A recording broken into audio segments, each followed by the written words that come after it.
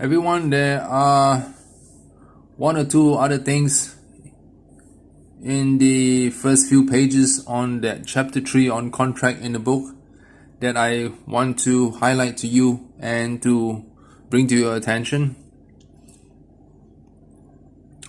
One is this concept that is on, well, it's not really it's a concept, but it's a note on page 28 of your book. Okay, on page 28 of the book, there is a note there at the top. It says, when an offer is made to a person who is at another location, the contract is formed when the acceptance from that person reaches the person who made the offer. Okay, and this is taken from the first paragraph of section 361 of the Civil and Commercial Code. Alright.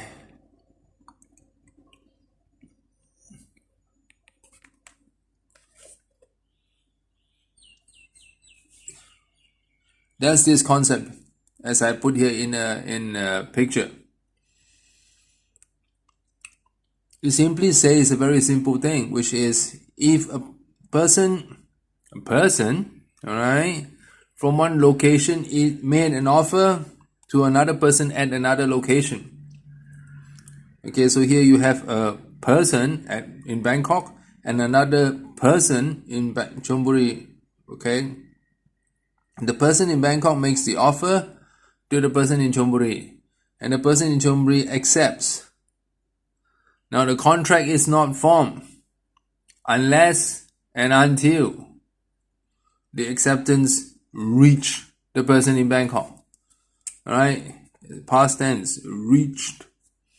So to give you a practical example so you can see the importance of this, because if not you think, oh yeah, of course it's common sense, right? Well, if you try to apply it in real life, maybe it gets a little bit blur. For example, this person in Bangkok types an email. This person in Bangkok types an email to another person in Chonburi and say, I sell you my house for 3 million baht. Okay, this person writes an email to this person in Chonburi.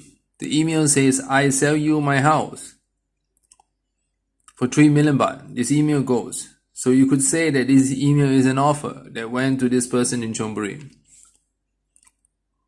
And this person receives the email in Chonburi and says,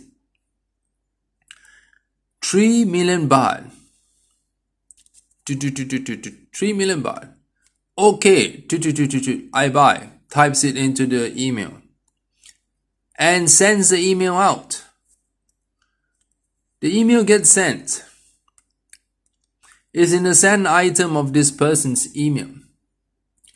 But maybe due to the poor functioning of the server of this person, or maybe because of the computer server of this person, or because there was an electricity blackout here in Chonburi that day, it was raining heavily, or it was raining heavily in Bangkok and the server break down, okay, because of no electricity, and the email doesn't reach this person.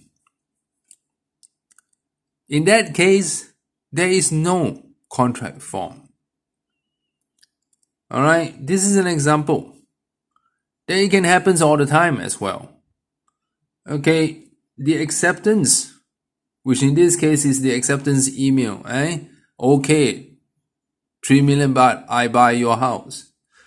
This acceptance email must reach the person who made the offer. This is what it means here.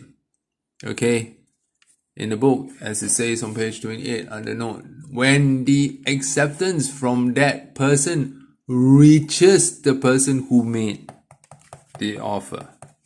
Reaches the person who made the offer.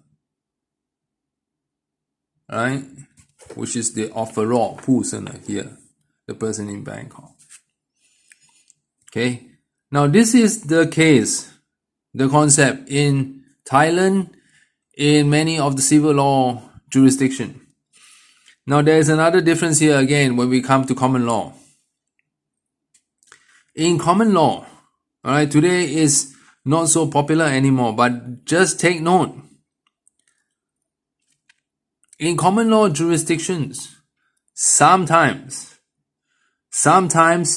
they could apply this rule. They call it the postal rule.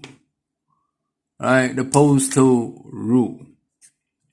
What does the postal rule mean? For example, there was a case in the UK. It's not an example. There was a case in the UK many years ago that establishes this rule. They call it the postal rule. What the postal rule means is that the contract, listen carefully. The postal rule means there was a case in the UK many years ago that establishes this rule.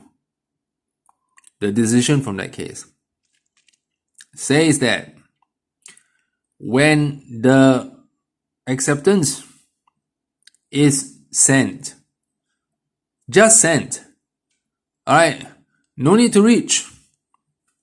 When the acceptance is sent, in other words, when this person goes to the email, type, okay, I buy the house at 3 million baht and click, send. That is considered contract form. That is considered acceptance has already reached. That's why it's called the postal rule.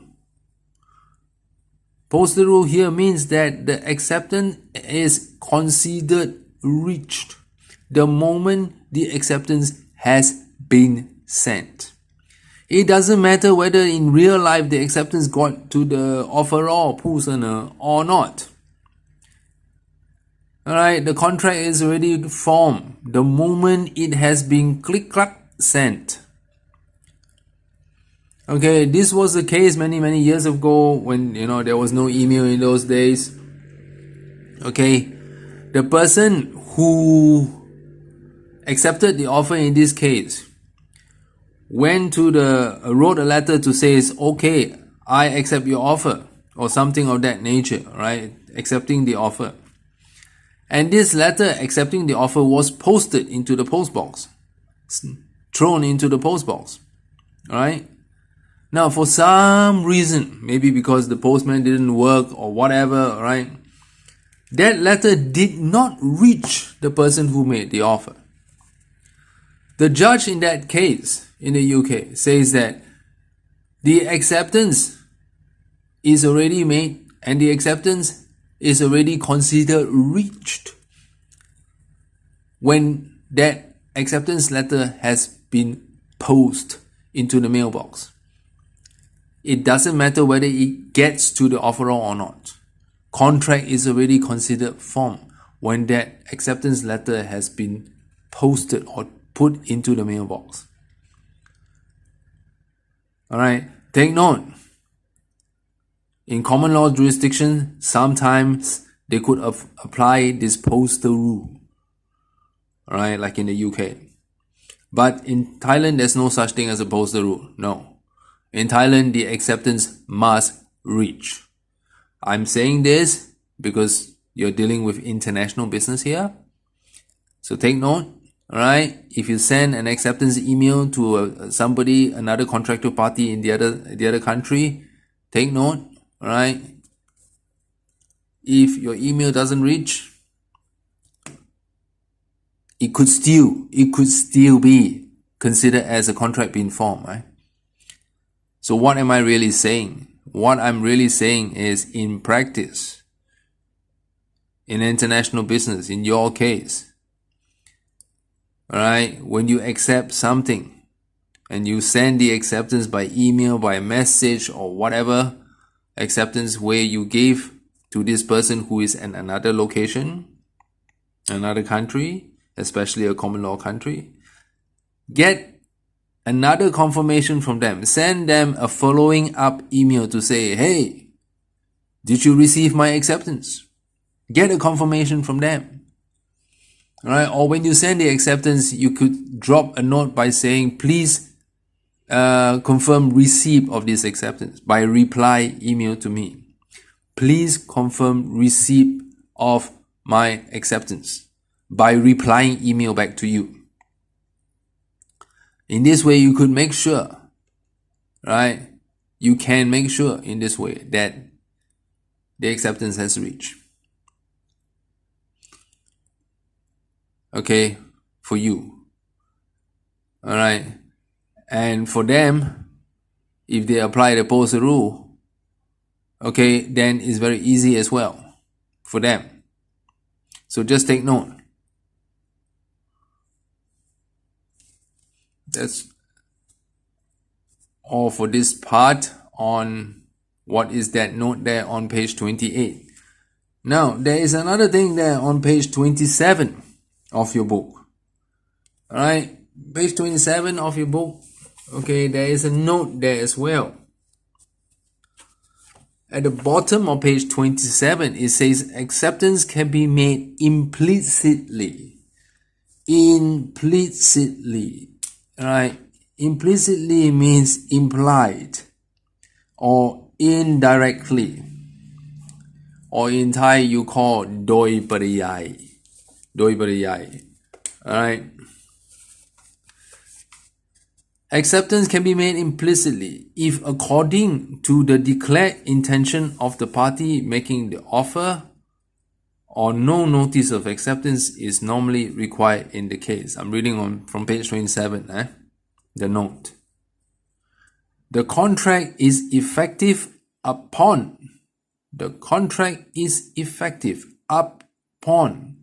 the occurrence of the fact that is considered as a declaration of intention of acceptance. The occurrence of the fact that is considered, as a declaration of acceptance. For example, Peter said to B, would you like to come into my room?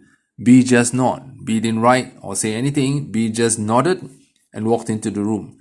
B's nodding and walking into the room can be considered as a declaration of acceptance by implication, implicit acceptance.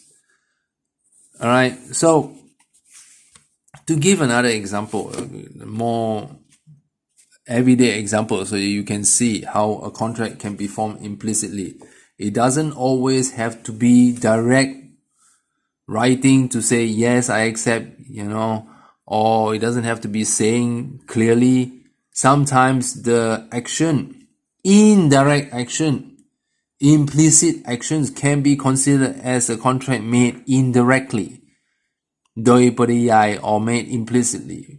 Give an everyday example. For example, you give, say, 500 baht to the motorcycle taxi guy near your house. Okay, and say, can you go to the electricity authority, okay, Kan Phai Pha, to pay for my electricity bill this month. This is 500 baht. Take it. This is the bin. Take it. Help me bring this money and the bin to the electricity authority, to Kan Phai Pha, and pay the electricity bill for me. So the motorcycle taxi guy goes to the electricity authority, pays for the electricity bill for you, takes the change, takes the receipt, and come back to you. Okay, that's today, for this month. Next month, you don't say anything to the motorcycle taxi guy. Alright, but he automatically goes to the electricity authority, pays for your electricity, alright, and then come back with the receipt and get the money back from you. And he does this every month without you even telling him to do it. This is already an acceptance, an offer and an acceptance made implicitly. Alright, this is already a kind of a service contract between you and the motorcycle taxi guy, made implicitly. What service contract? The service to help you to pay for your electricity.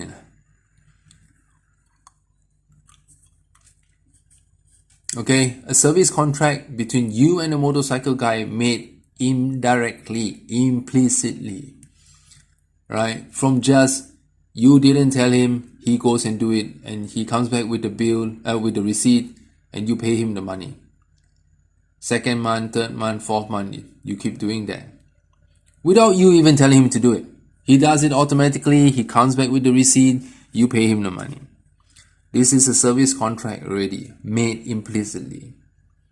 Right? There wasn't anything in writing from you. There wasn't anything speaking from you every month to say, go to pay for me. Hey, go to pay for me. There's nothing like that. But he do it, you pay him back the money. This is a contract made indirectly already. So take note. Alright, sometimes, okay, and this is, I think, almost in every country of the world, right? Contracts can be made implicitly, indirectly. Alright, the actions of a person, the declaration of intention of a person to make a contract can come indirectly. Alright, have a look at that note on page 27 and the example there. And try to think of other examples where contract can be made implicitly as well. Okay, that's all for this part.